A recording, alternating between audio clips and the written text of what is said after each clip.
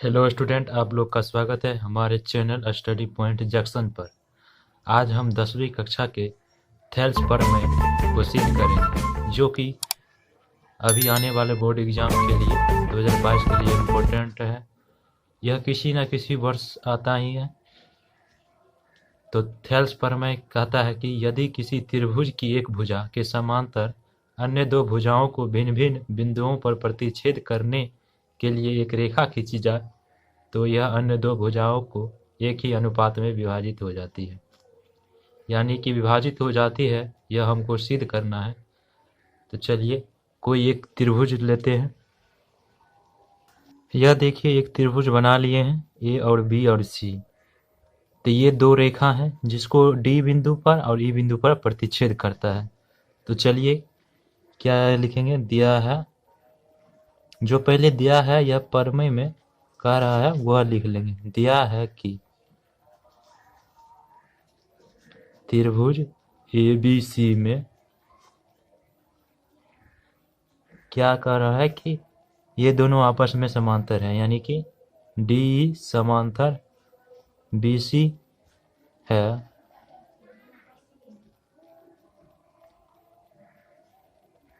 जो क्या कर रहा है, ये डी बिंदु ए बी को डी पर प्रतिच्छेद कर रहा है, जो ए बी को डी पर तथा ए सी को क्या पर प्रतिच्छेद कर रहा है, ई पर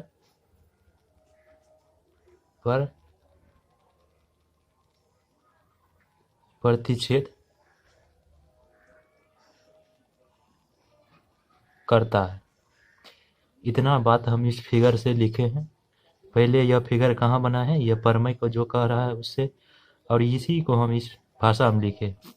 उसके अब देखिए दिया हुआ लिख लिया, अब क्या लिखे हैं, सिद्ध करना है। तो सिद्ध क्या करना है कि कह रहा है कि दो भुजा एक ही अनुपात में विभाजित होते हैं, ये दोनों भुजा एक ही अनुपात में विभाजित होती है, यही हमको सिद्ध करना है। यानी कि ए डी बट्टा डी बी बराबर ए ई बट्टा ई सी, यानी कि यही हमको सिद्ध करना है। अब सिद्ध करने के लिए क्या करेंगे, ये बी और ई को मिला लेंगे और सी और ई को मिला लेंगे, रचना कर लेंगे। तो चलिए रचना करते हैं। लिखेंगे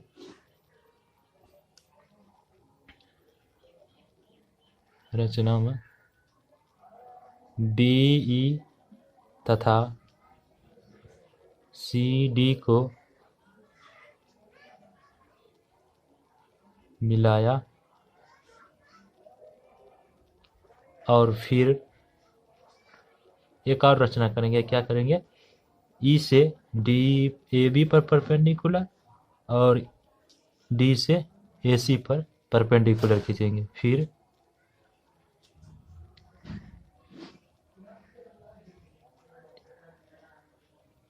इसको कुछ मान लेते हैं, जैसे ये मान लेंगे एम और ये एन मान लेते हैं। तो ये क्या हो जाएगा कि ये देखिए E M perpendicular A C, E M क्या हो जाएगा, ई एम परपेंडिकुलर ए सी, ई जो है ई एम परपेंडिकुलर है ए सी पर, और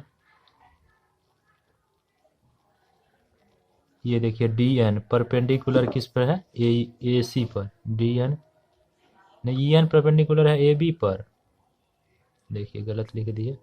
और डी एन परपेंडिकुलर है ए सी पर, डी एन परपेंडिकुलर है ए सी पर, ए सी खींचे। देखिए अब इतना बात हम कहाँ से लिखे हैं, जैसे पहले दिया हुआ फिगर बना लिया इस प्रमेय से, उसके बाद जो दिया है उसको भाषा में लिख लिया और सिद्ध करना है वो बात लिख लिया। अब रचना किए हैं क्या कि बी ई को मिलाए तथा सी डी को मिलाए और ई एम परपेंडिकुलर क्या खींचे पूरी रेखा पर ए बी पर, और डी एम परपेंडिकुलर खींचे हैं, डी एन परपेंडिकुलर खींचे हैं ए सी पर। अब देखिए प्रूफ करने के लिए क्या करेंगे, पहले इस त्रिभुज ऊपर वाले त्रिभुज देख लिए ए डी ई, और इधर देखिए ये अनुपातिक करना है तो बी डी ई से बढ़ेंगे। तो लिखेंगे त्रिभुज ADE तथा त्रिभुज BDE से, यानी कि ये ऊपर वाला त्रिभुज और ये त्रिभुज देखिए दिखाई पड़ रहा होगा आपको चित्र में। तो ADE देखिए, ADE तथा त्रिभुज BDE से। अब देखिए त्रिभुज एरिया ऑफ त्रिभुज निकाल लेते हैं। त्रिभुज ADE का क्षेत्रफल, त्रिभुज ADE का क्षेत्रफल। अब बटे अनुपात करना है तो दोनों के त्रिभुज का अनुपात निकाल, त्रिभुज BDE का क्षेत्रफल।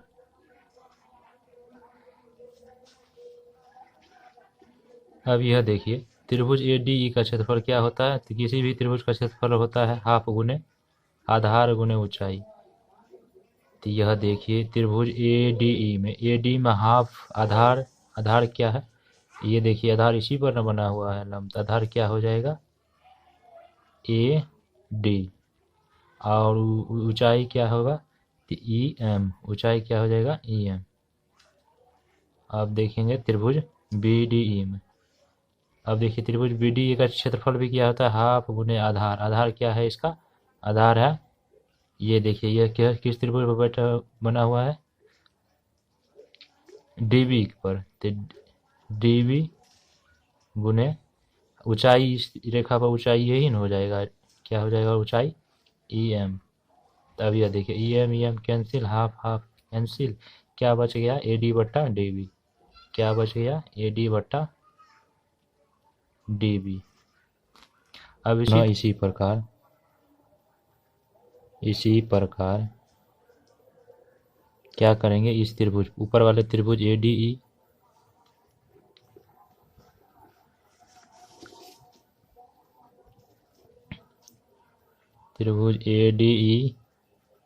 का क्षेत्रफल हम बट्टे त्रिभुज, ये त्रिभुज देखिएगा CDE का क्षेत्रफल,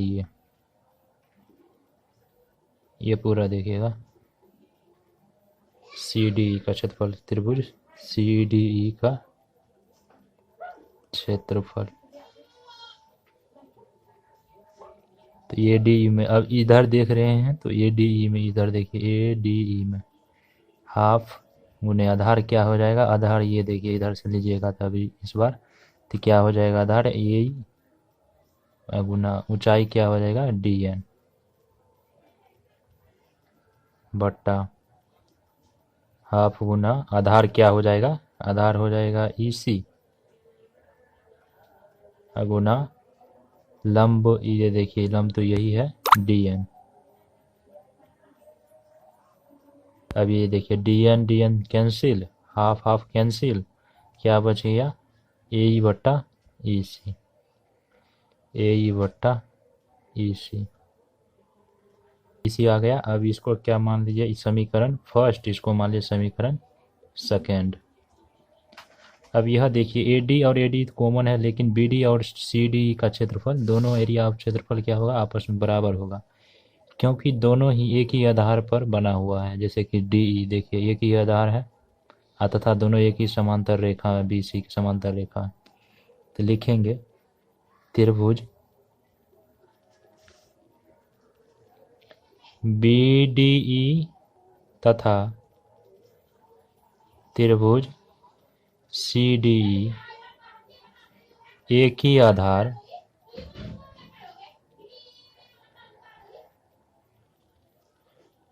क्या है, यह देखिए आधार है DE, नहीं दिख रहा होगा ऊपर है DE पर स्थित है, एक ही आधार DE पर स्थित है। इसीलिए क्या होगा, दोनों त्रिभुज का क्षेत्रफल आपस में बराबर होगा। तो एरिया ऑफ त्रिभुज BDE बराबर क्या हो जाएगा, एरिया ऑफ त्रिभुज CDE, एरिया ऑफ त्रिभुज CDE।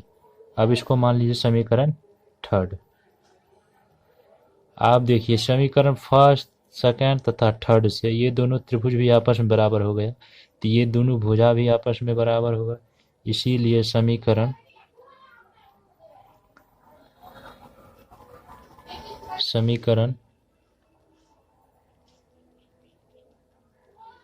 फर्स्ट, सेकंड तथा थर्ड से क्या हो जाएगा, AD बट्टा, क्या सिद्ध करना था, AD बट्टा DB। यह देखिए समीकरण फर्स्ट AD बट्टा DB बराबर क्या हो जाएगा, AE बट्टा EC। यही हमको प्रूव करना था, जो कि प्रूव हो गया। प्रूव इसलिए हो गया कि